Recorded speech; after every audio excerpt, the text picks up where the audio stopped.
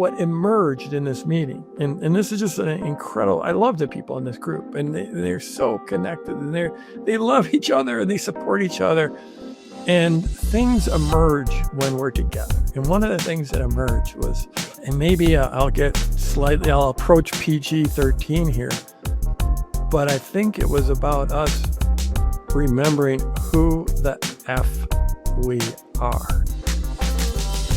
Hello, Launch family. My name is Chris. Welcome back to Dare to Launch. As always, I'm joined by my co-host, Mr. Jeff Walker. Hey, everyone. And our other co-host, Mr. Dan Walker. Hey. So, Jeff and Dan, we talked last week about prepping for this meeting, the Platinum Plus Mastermind. You just came back from that.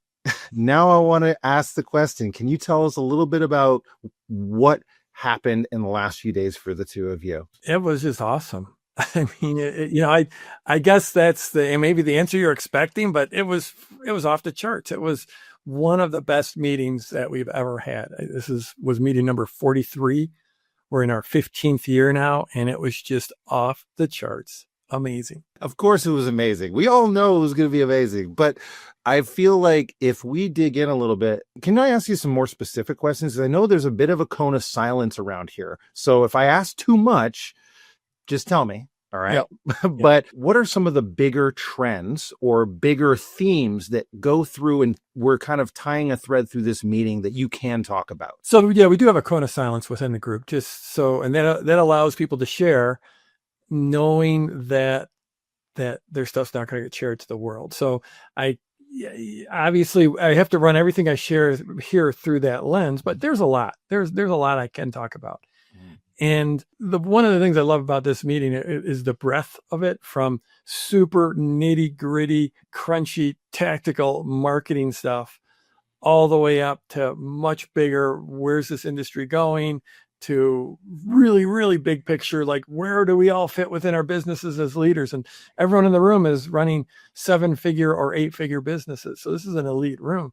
Certainly there was a big conversation, a thread that ran through it. We were talking about AI. And we've been talking about AI for years in this group, but it just keeps becoming a bigger and bigger thing. So we were talking about AI in terms of where the industry's going and how it's impacting our businesses, but also how we can use it as tools within our lives, with our teams as leaders. So that was certainly a huge piece. And, another big chunk about like, where is marketing going and where is online business going? Because it feels like we're a bit of a sea change right now, and things are changing rapidly. And there are headwinds for some types of businesses in this industry. So yeah, we covered a lot of ground. Can I point a flashlight on the AI discussion specifically, since, and I'd love to hear from both of you here on this. What is the state of AI right now in the industry that we're in? Like, if you were to do a state of the union on AI, how would you describe that? I feel like it's getting to the point where it is so, it's accelerating so fast. And it's funny, I think, Jeff, you alluded to it a little bit about how this group almost, or alluded to it, I suppose, in your chat just a little bit beforehand, how this group almost feels like you can see into the future a little bit, and I remember back before ChatGPT came out, and AI is already a huge hot button in this room. We had one member who completely changed and pivoted his entire business to be focused on AI video creation. And this was before ChatGPT was a thing, and he would talk and he'd say he's going to do this. And everyone is at first kind of like, wait, what? Really? And then, fast forward 6-8 months, everyone is like, oh, dude, yeah, you're like ahead of the wave here. So it does feel like this has been a discussion that we've had for a long time. Like, it's not a discussion about like, what can you do with AI or where is AI at so much? Because those are the discussions that this group is having a year ago. And now AI feels everywhere. Like I got an ad. I was hearing about ChatGPT from the gas pump the other day. Like, I was filling up my truck with gas and the gas pump was telling me about the new chat GPT powered app that the gas station has. So it's everywhere right now. And so this group is really focused on, okay, where are we going to be in a year from now? And what are the things that are happening within AI? You know, we had a good conversation about DeepSeek coming out and just how the industry is going to be changing here really soon. And not just the kind of the online marketing sort of in industry, but really the whole creator industry. Yeah, I think, the news about DeepSeek came out just the week before the meeting. And this idea of a new large language model coming out of China that was trained, the story is, on just a few $1 million and at a fraction of the cost of what ChatGPT is using to train and the other models here in the US. And that just really had possibly huge implications, just even in the stock market, company valuations, just big picture questions. So that was like the start of this conversation. And then within Platt, and then we just drilled down and we went further. What does it mean for this industry? If this industry is all about largely, and there's a lot of ways to define this industry, but the one industry I'm talking about is what I call the wisdom industry, where we're sharing our knowledge, whether it's through coaching or membership sites or courses. What's the future of that? If all of a sudden, a few years from now, and you can already do this, but it's just going to get better. If someone could go create their own course for themselves, it's almost like in the Matrix where, the dude needed to learn to fly a helicopter. So he's like, okay, load that helicopter program, boom, and he can fly a helicopter. Well, we're moving in that direction with AI. Then what does it mean for people who are selling courses and who are selling membership sites? So that was a backdrop for this conversation. Even like then more, we talked about the hyper personalization that's going to be available to us with AI, about using AI within your content, within your marketing, and some people are revolting against that, possible client revolt against that or not. We had a demonstration of an AI spiritual guide by someone who is in the sort of the transformational coaching space. And that's where her work is. And so she has created a spiritual guide, which sounds, with ChatGPT, which sounds pretty crazy, but we had this demonstration that was pretty amazing. And that led to this idea of creating your own personal coaches with AI. So just a wide ranging conversation. I do think the meeting wasn't about AI, but that thread of AI and the thread of change within the industry, those threads they were woven through the meeting. And some of this I planned and some of it was just serendipity, but it was really powerful. And I think at the end of the day, with AI, then you can either come at it from a place of fear or a place of vast opportunity. And the way I've been thinking about it lately, and I can change my opinion sometimes on a daily basis, but I think that it feels like where we're at with AI is where the internet was in 1999 or 2000 or 2001. And it's just the tip of the iceberg, and the opportunity online in 1999 or 2000 or 2001 was vast. I could see it. I could see it in 1996. I could see this, not how big it was going to be, but this incredible opportunity to build a following and then be able to sell that following stuff, which I focused on information and training and coaching and wisdom. To me, that was super, super clear. Right now, where AI goes is less clear, but I think surfing this wave is critical for anyone in business. And Dan, you and I were talking about that just a little bit ago, about how this group is both, surfing the wave, they're on the wave, but they're also looking forward another wave or two waves or three waves. And I think that's what's one of the things that's so powerful about this group. Yeah, I think to me, that's one of the biggest things that sets this group apart. Like, we're certainly not the only room talking about how to use AI and how to leverage AI tools, but it is the only room that I can find myself in that's looking at that larger picture and that longer term view of like, okay, we are at the spot where, and this is a discussion that's been going on for at least 2 years, probably more like 3 at this point. of, okay, if this is going to be something that is going to so radically change the way that we do business, like most of these businesses, probably just about all of these businesses, are businesses that could not have existed without the internet, right? These are businesses that, were born in the internet age and they thrive because of this.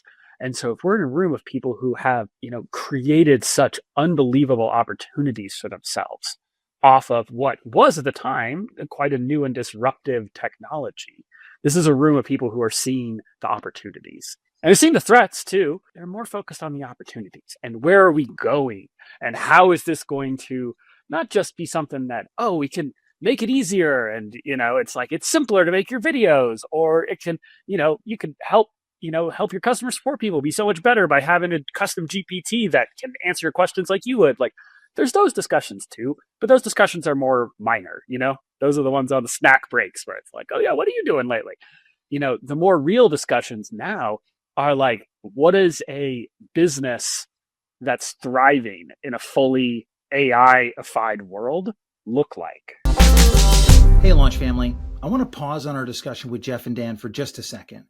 And I'm going to say this carefully because this is not for 99% of the people watching. Most of the people watching this, you're not going to get into Plat Plus. It's not easy to get into. It's not something that we promote. There's no buy button. But if you're listening to this and you're already playing at a very, very high level, and you know deep down that you belong in a room where the standard is really that high, send us an email at podcast@productlaunchformula.com with the subject line Plat Plus. We don't talk about this often, and we don't accept many into it. There's no sales pitch, just a door, one that's rarely open. But if it's right, you'll know. Now let's get back to the show. That's really what I want to dig in on is the ideas that you're talking about specifically around AI, because the implications of what you mentioned there of the hyper-personalization of an experience for a client, that's has really big implications in terms of if I'm running a business where I sell courses and the potential for an AI to just, if I plug in what I want to learn and for it to create a course personalized towards me and my learning style, it undermines the industry that you're talking about, which is a very large industry right now of wisdom. Or the other one you mentioned was the idea of almost like an on-demand guru, right? Like a person who is the spiritual guru or your personal coach or a therapist or someone like that you can just plug into is available 24 hours a day, 7 days a week for you to talk to. If I were in the wisdom industry, which I guess I am sort of, right, I'd be a little worried. I'd be a little shaking in my boots, challenged by this right now.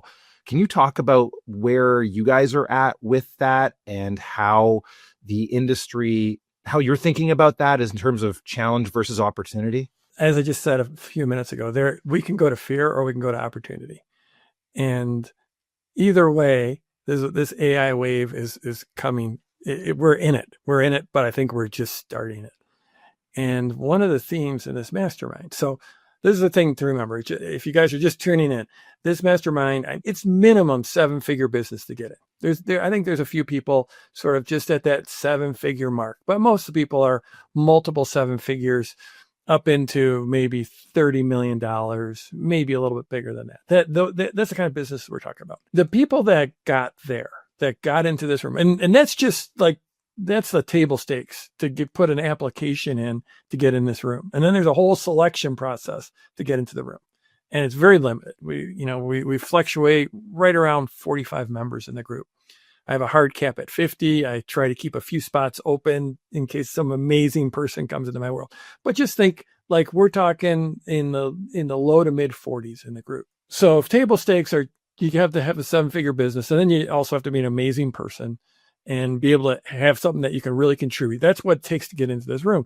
So if you're in the room, you didn't get there by not accomplishing things. You got there by winning and winning and winning and winning again. Of course, every one of them had lots of, everyone who's at that level, we've had plenty of losses. We like to put those in the closet, but we've stumbled, fallen down over and over and over again.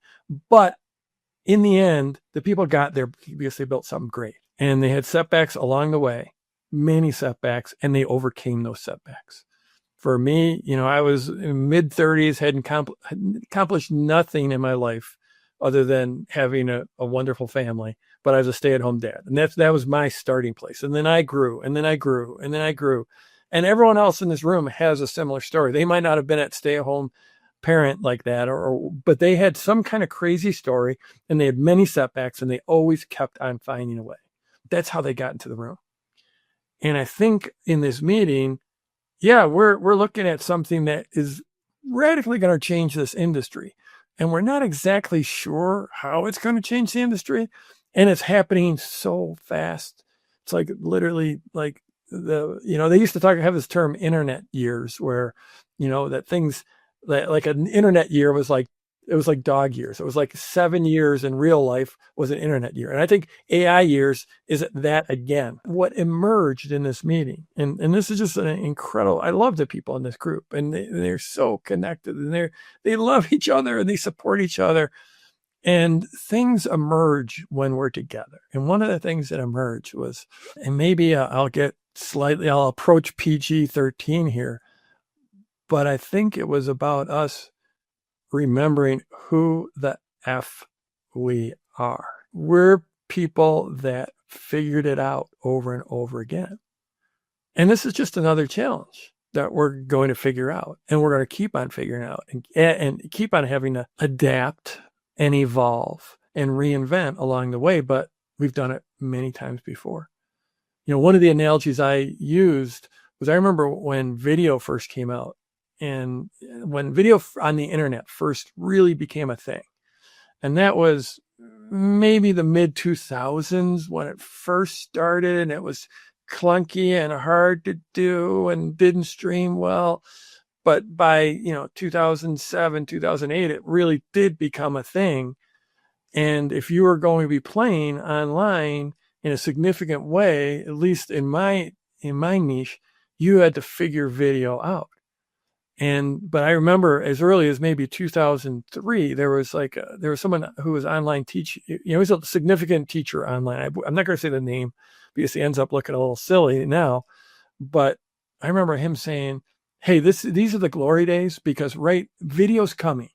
In a few years, video is going to be the big thing online. And when that happens, the TV stations are going to come in and they're going to dominate because they know how to do video. So it's going to be NBC, CBS, and ABC. They're just going to come take over the internet because they know how to do video. They've got the skills. They've got the equipment. And once video becomes the thing online, the little guys, we're not going to be able to compete anymore." And I remember hearing that. I'm like, oh my gosh, boy, that sounds scary. I've only got a couple of years left in business. And obviously that didn't come to play. Video did. He got that part right. Video became the dominant thing or a dominant thing. But clearly we figured out how to bring the tools and the capabilities of that to the masses. And so I think, again, entrepreneurs figure stuff out. And this is a room of really successful entrepreneurs, and we're going to figure it out. Remembering who the F you are, I think is we haven't actually ever defined on this. Have we had F-bombs dropped on this show in the past? I think we have by guests. We've usually, if they've asked, they've been like, yeah, sure, go ahead. Like, I'm pretty sure that's our casual approach to it. Cause a few people, maybe I feel like Elliot maybe, or someone else on our may have dropped an F-bomb, or I feel like Will would have. Will probably did too. Yeah. Entrepreneurship is change. It's never static. It's never the same. Every single month, year, cycle, whatever you want to call it, there's going to be some adaptation or shift. And if you're not looking or hunting for what is the next thing that's going to cause you to grow, then you're probably on the downward spiral with your business. That's sort of that's just the price for entrepreneurship. I know you made the analogy to video, and that being something that really revolutionized the internet, and then we all get access to it through cell phones, and that changed. I mean, that's a great analogy, but it does feel less tumultuous than what AI is potentially bringing to the table. So the value proposition for me of, being able to bet on myself. Do you think that this AI thing is going to be more tumultuous, or one of the most tumultuous situations or world rocking things that comes along for an industry like this? Okay, so I've got to take here. So I'm a photographer, the hobby photographer, but in a previous life, I was a pro. I was professional. I used to shoot for magazines and such. And I've seen a similar disruptive thing happen within the photography world, where it used to be not that long ago that either you had maybe not a professional camera, but you had a camera that was worth a decent bit of money and was a decent investment. And that a lot of times was the barrier between being able to, take photos that got recognition or got you paid or whatever. A lot of the boundary line between a professional photographer, people who go and get their photos taken, would be the fact that this person had the requisite equipment that they had paid enough money for. Or maybe they'd be hobbyists who had it too. But it certainly was not like it is now, where if you have a smartphone, you can take a decent enough picture. And so I feel like there's a lot of hype around the time where smartphone cameras started to become decent about, well, this is just going to wreck the industry, because suddenly everybody is going to be able to take a decent picture, and to some degree, they were right. It did, I think, end up weeding out a lot of people. But in my mind, what it did is it weeded out all the people who their only justification for being a professional was that they had bought some gear, that they had bought some decent gear, and maybe they had spent a small amount of time learning it. And then they were like, okay, that's good enough. Like, I knew people who charged money and did, family shoots or graduation photos or even some weddings. And like, they made a living as a photographer. They were really not very good. They didn't really have that much in the way of skills. They had equipment that could produce a decent result with very little effort on their part. And they just learned some of the basics. They were further ahead than your average person. And so they were able to charge money for this. Now, those people, yeah, they might have had to figure out a different career, or they might have just had to get better at what they do. But if you look back within the last few years, there are people who are selling prints of individual photos for millions of dollars. Like, being a professional photographer is not dead. The bar's just higher. And in some ways, I would say that there's almost more opportunity to stand out when you're not standing out solely because you know the basics, but you're standing out because you're a true expert who can really bring something to people beyond just what a tool by itself can provide. Then I would argue that in some ways you stand out more. When anybody has access to a technology that lets them do something at a basic level, then everyone knows what that basic level looks like. Everyone is able to produce that basic level by themselves. And I think in some ways that they can make you stand out more if you are actually an expert, if you bring something new, something different to the table. Yeah, it'll force you to level up your game. But I think the people who do level up their game, there's still huge opportunities there. And AI is this sort of equalizer between everyone in every industry, though, right? So photography, that definitely happened. And now everyone's got a camera phone that is awesome. So we all have a certain level we expect a photo. Can you imagine taking a photo of like the old Kodak level pictures, right? That just doesn't happen anymore in the same way. But with AI, if people are utilizing it, there is a level of mediocrity that just doesn't exist anymore in terms of becoming, say, a business person. Would you agree with that? Or is that, and yes, it makes it more competitive, but how do you stand out in this kind of AI driven base level raised standard world? So first of all, you used the word tumultuous. Absolutely, for sure. I think it is a tumultuous time. We've been through many others. We talked about the start of video. Dan talked about photography, going to mobile. That was a huge shift, right? COVID bringing in just crazy amounts of competition, huge shift. The AI is going to be another one. It might be the biggest, probably the biggest shift we've seen in the internet era. I would argue that what it's done is it's raised the level of mediocrity. It's just a little bit better now with AI. but there's still room for mastery. And again, caveat, I don't know where all this is going. I'm riding this wave and I'm paddling as fast as I can. But I also know that, we just did a workshop, not our mastermind. Sometime we'll have to talk about this workshop we just did. And we had a lot of people come in and pay a lot of money. And then Dan and myself and Justin, we're in front of that room. And I think there's a whole lot of mastery going on in that room. And we're still yet discovering new ways to teach and to train people and create an amazing experience. So we're 2+ years into ChatGPT, and every single person in that room has access to ChatGPT. And a lot of them were using it while they're in that room, but they weren't getting the level of insight and wisdom and personalization that they got in that room with us. I do think the game is changing. It's changing radically. And anyone in this industry has to be aware that everyone should be using AI on a daily basis, just so that you can stay fluent, get fluent, and stay fluent.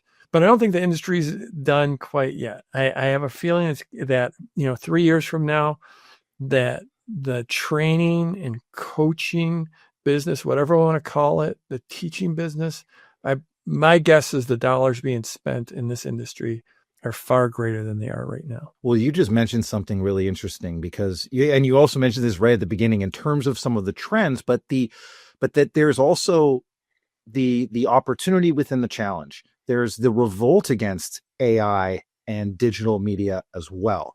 And the offers that, you can access very cheaply a level of success with AI. But what you're talking about is more of the high end, right? Like what level of high end offer can you access where it includes not necessarily just AI, but all the personal touch and the in-person experience that is also important. I mentioned that this meeting is in person, right? It's not a virtual experience. There is, people in a room, and you have a fun day, and you have all these things that bring it together as a group. Can you speak a little bit more about that trend and maybe where the opportunity lies there for people? So the thing that AI can't do right now, maybe in the future, but right now, it can't replace the human connection.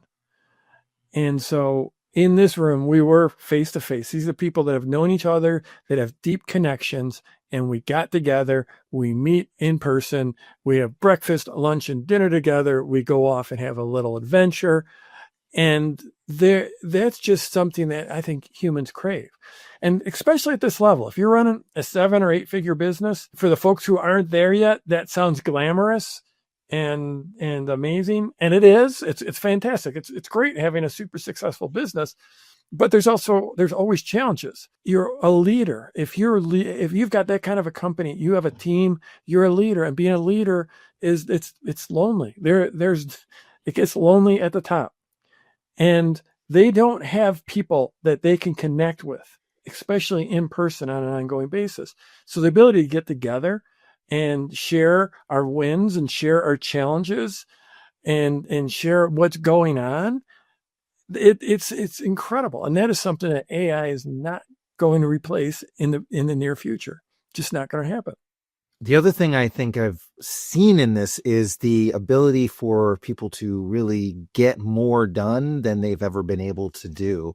People can develop done for you services or software, and it becomes accessible for people who don't know how to code or don't know how to do anything. What are some of the challenges and opportunities in that? One of the most amazing things that I saw that really came up for me in the AI space, and I'm not going to say exactly who it was, but this person has a business where they create an experience for their clients, and they basically programmed it out. This person's not a programmer, but they created an entire portal, if you will, that really replaced like 5 or 6 or 10 different tools.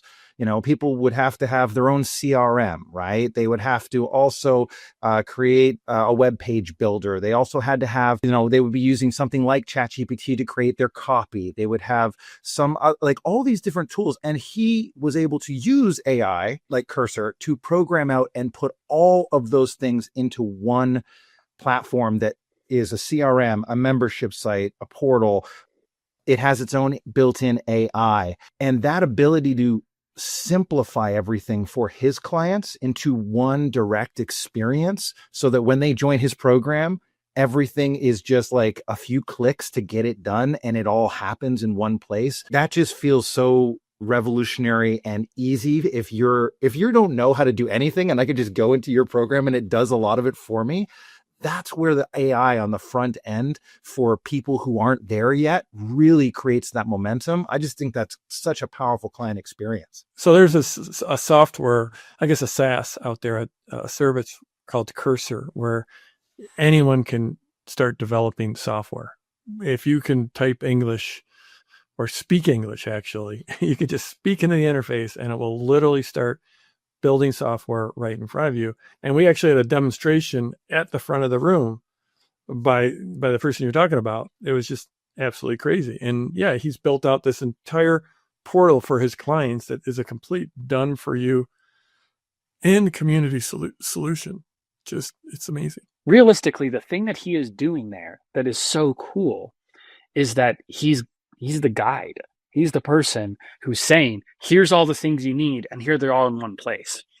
Like, he was doing this sort of stuff beforehand, but it was, individual tools and showing them how to set up and how to use these individual tools. And so the process is so much smoother now. It's so much simpler. It's simpler for his clients. It's also simpler for him. It's simpler for his business. But he's still providing that same essential role. He's still the guide. Like, at least at this particular time, and this might change, very well, probably will change at some point with AI. But at the moment, a lot of this stuff is like, you could still have, like, if someone is really good at going out on Google and learning and Googling things and investigating and going down, all the different little rabbit holes, they could still put all that together by themselves. Like, the knowledge has been out there, right? Like, the knowledge is there was the time where the knowledge, you would have had to individually go to all these different people out in the world and physically go to them and learn their skills and learn from them. And that would have been really hard. Google made that so much faster, made that so much easier. Now you can sit in your office and, just by working on your computer, you can learn all these different skills and then put them all together. The knowledge was out there. ChatGPT and other AI tools, now it's an easier way. Using Cursor, building your own program that combines different things in a unique way. It's a faster way of accessing all that information. But I still think that people still want that guide. They still want that person who says, hey, I've been there before. I know what you need, and I'm going to help you get what you need. I'm going to take out that overall top level critical thinking part. I'm going to remove that and do that for you. Someone could realistically go out there and think, okay, all these different elements of my, business in this niche of this person, unnamed person, like, they could still go into Cursor and they could still program, like, I need a CRM and I need this and I need this and I need this, and put it all together and, follow this person's thing and stuff. And they could still do that, or they could just follow him. And he's done that top level work for them. So it's simplifying, right now, at least all these AI tools, they're simplifying being that guide. They're letting you deliver more for your expertise and make things simpler and faster for your clients and for you to deliver. But at least right now, they're not replacing that top level guide in people's minds. And the ability to use AI to handle objections. Like, one of the big objections that we've experienced and this happens in a lot of industries, is I'm not a tech person. I'm not good at figuring out all the computer stuff, right? And with this example, that's really just taken away, because even though he's not a tech person specifically, he was able to build out things that handle all those objections from the standpoint of like, well, how do I get a lead magnet up? Well, we have that built into the system. You just click a few buttons and it'll make it for you. You know, like it handles that. So it becomes so much easier for the person who identifies as that tech person. I mean, there's so many opportunities with AI to handle these kind of objections, right? Like if you had an objection for something else, right? In your offer, you could create a course or program something into your experience through AI that would handle those objections on the front end and say, oh, it's handled on the back end. Are you guys enthusiastic about that idea, or is that scary? I'm 5% scary. Yeah. It's like, oh boy. And about 95% enthused. I think one thing that was causing a lot of angst or stress in that group was the thought of like, well, we have to figure this thing out before it happens, and that's hard. And that's what, the dude is trying to do with video. He was trying to say, oh, this is the most likely outcome. So, get out of the business now while you can, make what you can and then get out. I think Elliot's point that set a lot of people at ease was the thought of like, well, to some degree, you wait, you see what happens and you stay on top of it. You respond to it as it's happening. You stay plugged into the group and into the folks here, and collectively we've solved a lot of other problems. We'll be able to figure this one out too. You're going to have to do it. That's how it's going to have to happen, is trust it as it is. Elliot Connie's been on a couple of our podcasts. So you can go back and they're awesome podcasts. And Elliot is a member of our Plat Plus group. For the most part, we try to keep it shrouded in secrecy, but this secret is leaked out. And if you want to know some of our other amazing members, go back and look at some of our other podcasts, because many of our guests come from our Plat Plus group. But Elliot was a baseball player in college. That's how he was able to go to college, was on a baseball scholarship. And he talked about how when he got to college, he was really having a hard time hitting the ball because the balls were coming at him at 90 miles an hour instead of like in high school at 80 miles an hour. And oh, by the way, there's this new type of pitch called the slider, which you couldn't tell the difference between a slider and a fastball, but the slider moved, 12 inches. And he was struggling to do this. And his coach finally put him into the batter's box and said, I'm going to just throw 300 pitches and you can't swing. You just have to start to absorb the feel of this. The mistake Elliot was making was he was trying to guess what the pitch was. And he would start to swing before the pitch even came.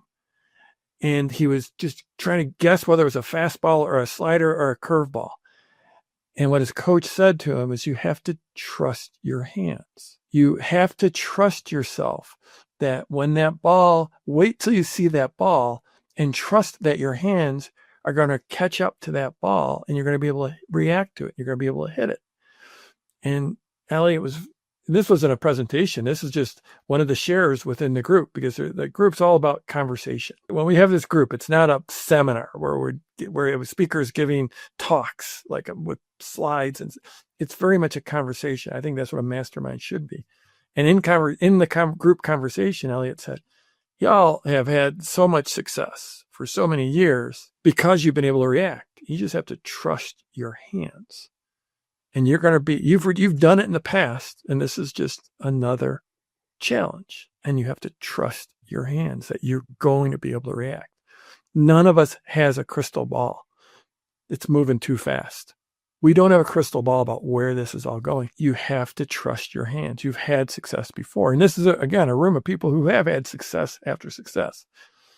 And, I think that is the power of the mastermind, that you have so many minds that are working together to build each other up, to build our businesses and our lives, to get us through challenges, to help us take advantage of opportunities.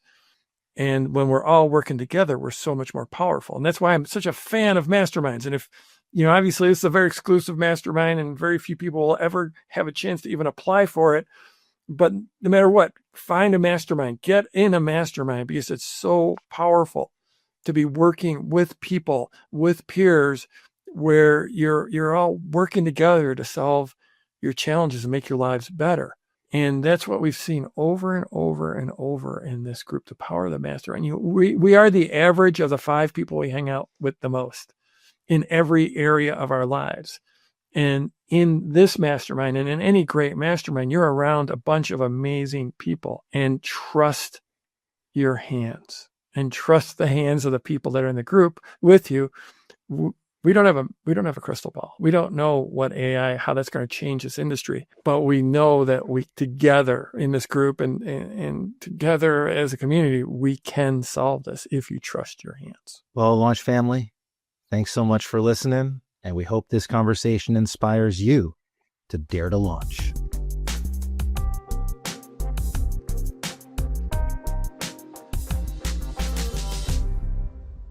Hey, Launch family, one more thing before you go. I hope you enjoyed that discussion with Jeff and Dan about the Mastermind Group Plat Plus. If you're not quite at Plat Plus level yet, but you're serious about launching or growing your business, then check out our upcoming Launch Intensive. It's coming up this spring in 2025. Now just head over to getyouLaunched.com to see how you can join us live. And of course, hit that follow or subscribe button so you don't miss out on any of our upcoming episodes.